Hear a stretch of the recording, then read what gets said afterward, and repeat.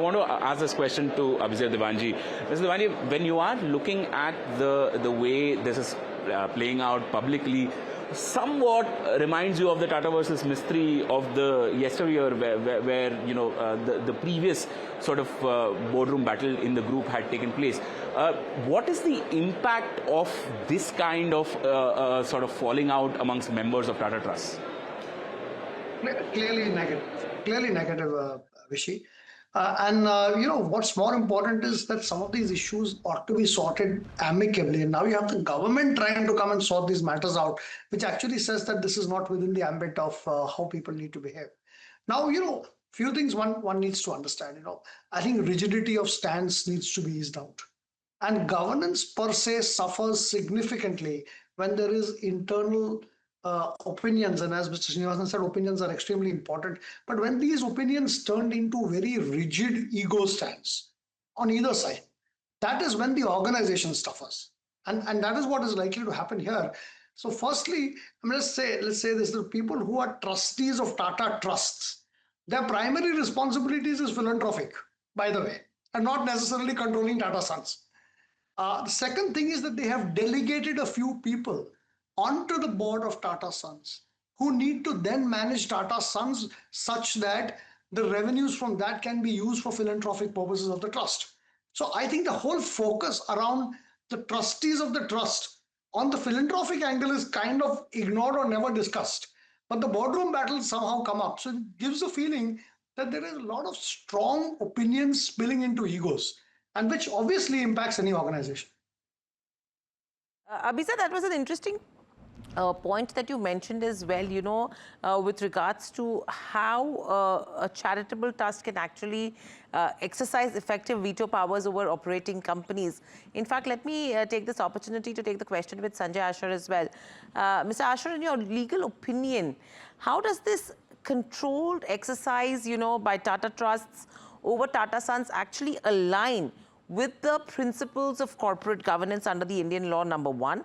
And is it sustainable from a corporate perspective for a charitable trust to go ahead and exercise effective veto powers when it comes to operating companies, especially when board decisions are in question?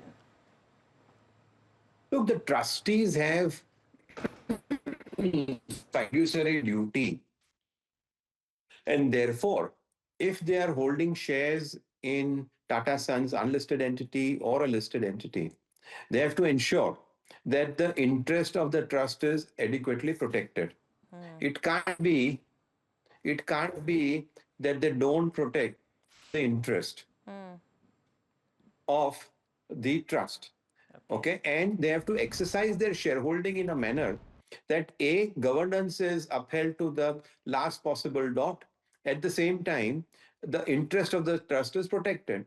So I'm being presumptuous to say that they are discharging their duty in relation to these two aspects. One is from a governance perspective to protecting and discharging duty, fiduciary duty, and protecting trust's interest in Tata Sons.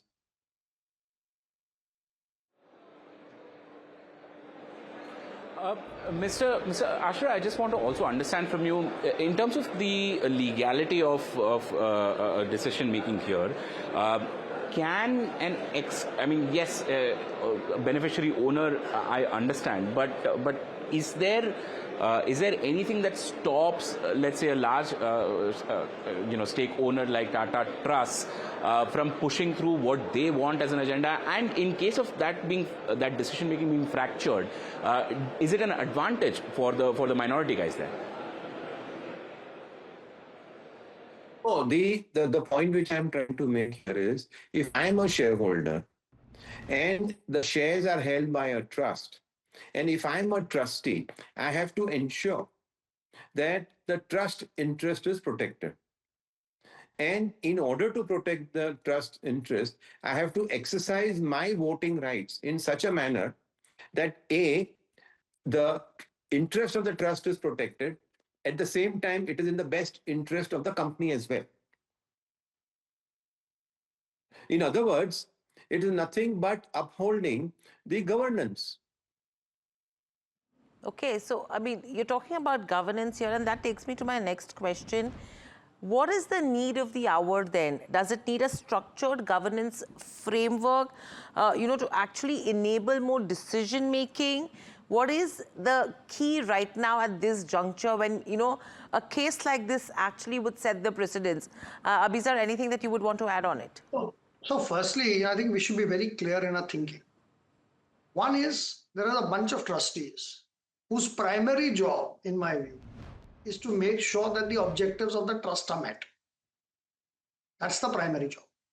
The secondary job is to make sure that the earning member of the family, in this case Tata Sons shares, are duly governed well and they actually contribute money in to be able to achieve the trust's objectives. This is the reason, if you go back, why these trusts were formed. Now, for the governance of Tata Sons itself, there is a nomination process where a few trustees are nominated to the board of Tata Sons to manage Tata Sons. So we have to differentiate between the trust and the trustees and the people who are nominated on the board of Tata Sons to run Tata Sons from the trust. And to the extent where the people who are nominated on Tata Sons do not feed the trust on time in terms of what is happening, I think those are issues that are internal to the trust and the trust's concern, do not impact the governance of Tata Sons at all. The governance of Tata Sons is done by the nominee directors of the trust who are nominated on the board of Tata Sons, and the board of Tata Sons is the one which governs Tata Sons. What happens between the trust and Tata Sons is the matter of how the nominated directors are feeding the trustees so that they are updated well. So these two issues have to be differentiated. What we don't end up doing is merging the two and saying that this is all one. It is not one. So the people who are trustees of the trust who are not nominated onto the board, frankly, have no governance role to play on the Tata Sons board. But they have a right to make sure that they are updated in a transparent manner on what is happening at Tata Sons, because that is the earning member of the trust. I hope that differentiation is clear.